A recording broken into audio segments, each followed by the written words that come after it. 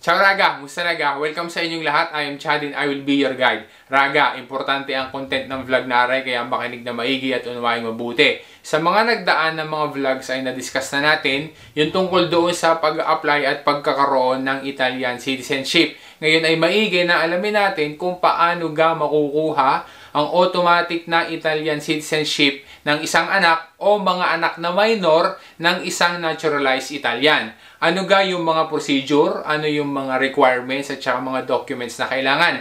Sasagutin din natin yung ilang FAQs gaya ng kung papaano kapag yung anak ay naging majority na nung manumpa yung magulang. Automatic pa rin ang detalye Raga, doon po na sigla, partiamo!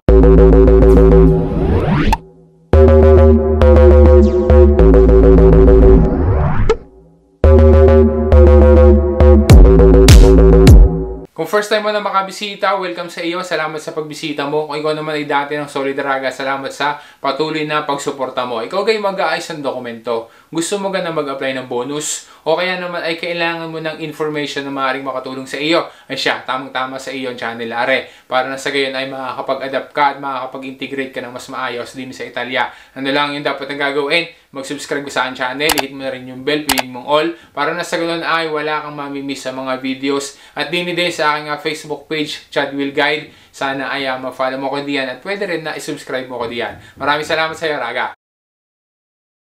Ayon din sa Artikulo 14 ng Legge Numero 91 ng 1992, ang sinumang anak na minor de edad ng sino mang naka-acquire or naka-reacquire ng Italian citizenship na kasama niyang nakatira, ibig sabihin ay yung magulang at saka yung anak na minor de edad ay magkasamang nakatira, ay makakakuha din automatic ng Italian citizenship. Pero kapag yung anak na tinutukoy ay naging adulto na or of legal age na, maaari na talikuran niya or i-renounce niya yung kanyang pagka-Italiano kung halimbawa na meron pa siyang ibang citizenship. Linawin natin kung ano ang ibig sabihin niyan. Ang Italian na citizenship ay automatically na makukuha, maigagrant din doon sa anak na minor de edad ng isang magulang na naka-acquire or naka-reacquire ng Italian na citizenship as long as yung anak ay kasama na nakatira doon sa kanyang magulang or yung tinatawag na convivenza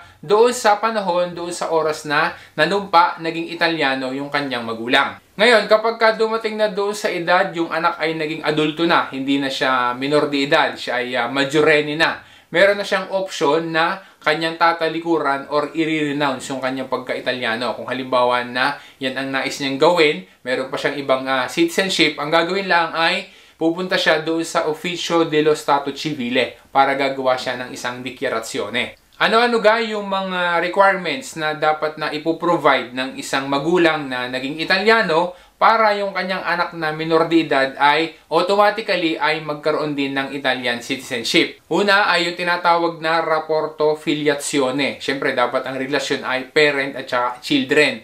Pangalo naman, siyempre, dapat na yung anak ay wala pang 18 years old. At patatlo, gaya ng ating nabanggit kanina, kailangan na yung anak ay cohabiting. Ibig sabihin ay nakatira kasama yung kanyang magulang doon sa oras na naging Italiano yung magulang. Ngayon naman, pag-usapan natin regarding doon sa cohabitation or convivenza ng magulang at saka ng anak, ano yung mga requirements diyan. Ayon doon sa Article 12 ng Presidential Decree number 572 of 1993, ang cohabitation ay dapat na estabile or matatag, dapat din ay efektiva or nag-exist at dapat din na pinatutunayan na mayroong sapat at saka angkop na dokumentasyon. Uulitin lang natin dapat ay establish na yung cohabitation or yung convivenza doon sa panahon na naging Italiano yung magulang. Dapat ay nag-i-exist na yan. Ang pag-verify ng actual na cohabitation ay maaaring gawin ng Polizia Municipale. Maaari rin na gawin yung ibang ways kagaya ng pag-check at pag-verify doon sa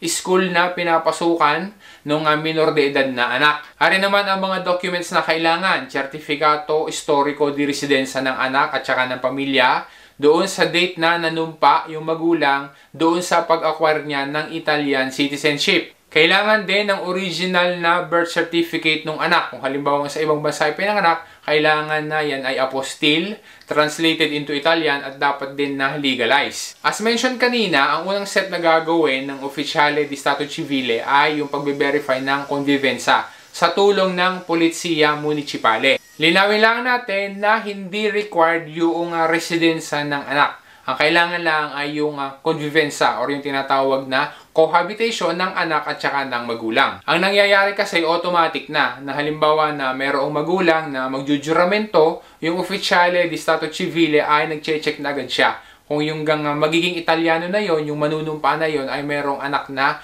minore doon sa kanyang pamilya. Once na ma-verify nila tapos ay tutuokin ng lahat, automatically ay mabibigay na, maigagrant na yung Italian citizenship doon sa anak na minor de edad. That way ay pwede na mag-request ng bagong karta de identita na nakalagay doon ang kanyang citizenship ay Italian na. Tapos pwede na rin na mag-request ng Italian passport. Bago natin sagutin yung ilang mga FAQs, pa-request muna Raga, sana ay matulungan mo ako na makapagpatuloy sa aking pagbablog.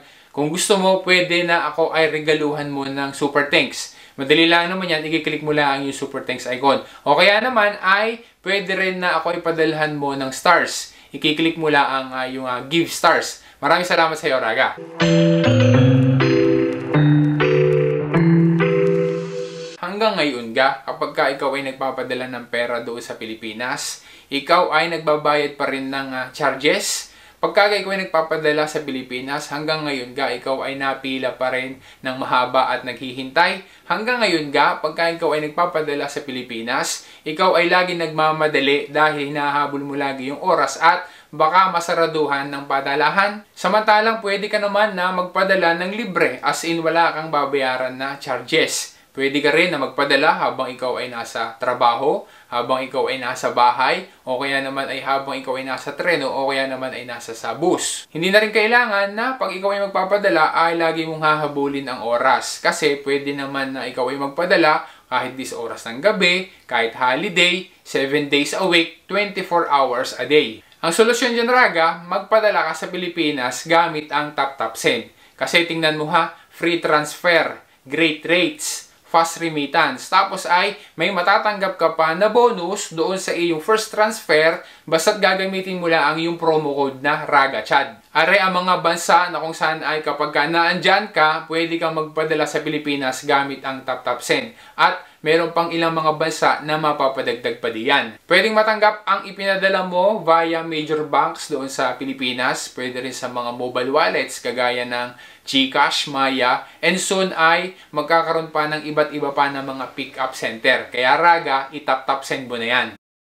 Ara yung unang tanong na ating sasagutin. Paano kung sakali na hindi mapatunayan or hindi ma-establish yung tinatawag na cohabitation or convivenza ng anak at saka ng magulang? Ano ang mangyayari? Aabisuhan ng Ufficiale di Stato Civile yung magulang dahil nang padadalhan siya ng pre-aviso di rigetto. Ayon sa batas ay bibigyan ang magulang ng pagkakataon na mapatunayan niya na nag-i-exist yung cohabitation or yung tinatawag na convivenza at yan ay nagpapatuloy pa rin after ng kanyang panunumpa. Mayroong deadline na ibibigay sa kanya para gawin yan, para patunayan. Ngayon, kung halimbawa hindi niya yun magawa, nakalampas na yung deadline o kaya naman ay maaaring nagawa niya, okay, bago matapos yung deadline, pero hindi naman sapat yung mga pruweba na ibinigay niya, tuluyan ng marireject.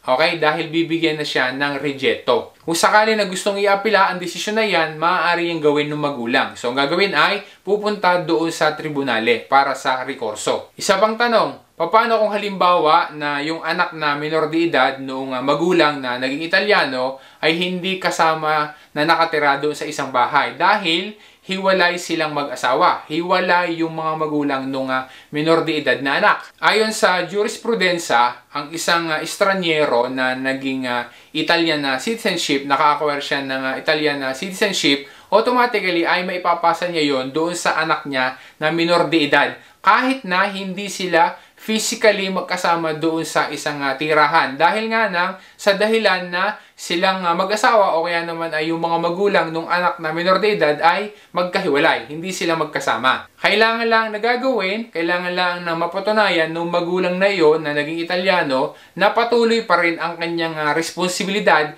bilang isang magulang doon sa anak niya na minor de edad. Importanteng tanong na kailangan nating sagutin at saka linawin. Paano kung sakali na naging adulto na naging majorenne na yung anak bago pa nakapanumpa yung magulang bilang isang Italyano, pero nung nag-apply ang magulang ay minore pa yung kanyang anak, automatic pa rin na maibibigay doon sa anak yung Italian na citizenship? Ang sagot raga ay hindi na. Hindi na automatic na maibibigay yung Italian na citizenship doon sa anak. Dahil nga nung naging Italyano yung magulang ay majorenne na yung kanyang anak. Kahit pa nung siya ay magpasok ng dumanda ay minorenne pa yon. Pwede pa naman na mag-apply ng Italian citizenship yung anak. Ang gagawin lang ay mag-a-apply na personally yung anak at susundin na niya yung normal na procedure. Yun ang kanyang gagawin. Pero dahil sa Italyano na yung kanyang magulang, hindi na 10 taon na residensya ang required sa kanya. Sapat na yung 5 taon na residensya na kailangan din ay tuloy-tuloy at saka ang bilang niyan ay magsisimula doon sa oras, doon sa panahon na nanumpa ang magulang bilang isang Italyano. Paano naman kapag ang isang estranyero? Siyempre,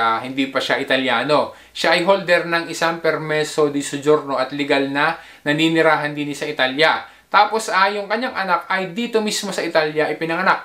Entitled yung kanyang anak sa Italian na citizenship. Ang mga bata na ipinanganak din sa Italia na ang kanilang mga magulang ay estranyeri pero tuloy-tuloy yung kanilang naging paninirahan, yung kanilang residensya, tuloy-tuloy hanggang sa maging 18 years old sila ay entitled na mabigyan, na magkaroon ng Italian citizenship kung yan ay gusto nila. Mas simple lang kasi tsaka madali yung procedure na kailangan na gagawin para magkaroon ng Italian citizenship kung yung isang bata ay dito ipinanganak at nanirahan dito hanggang siya ay maging 18 years old. Ang dapat lang natatandaan, kailangan na magawa niya yan, may process niya yan bago siya maging 19 years old.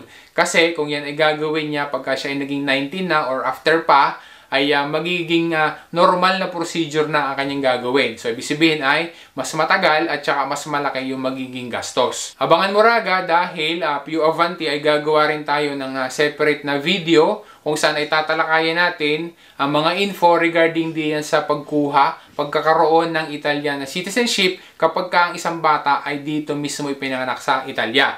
O raga, umaasa ako na naging malinaw sa iyo at nakatulong sa iyo ang content ng vlog na are. Salamat sa panonood mo at salamat sa pagsuporta mo. Just in case na ikaw ay hindi pa rin nakakapag-subscribe hanggang ngayon sa aking channel, sana ay mag-subscribe ka na. Hit mo na rin yung bell, piliin mo yung all para na sa gayon ay wala kang mamimiss ng mga videos. Dini din sa aking Facebook page, Chad Will Guide, sana ay ma-follow mo ko diyan at pwede rin na i-subscribe mo ko diyan. Huwag mong kalimutan na mag-thumbs up at importante, malaking tulong sa akin kapag na-share mo rin sa iba ang aking mga vlogs. Once again, this is Chad and always remember, Chad Will Guide. Grazie raga, alla prossima!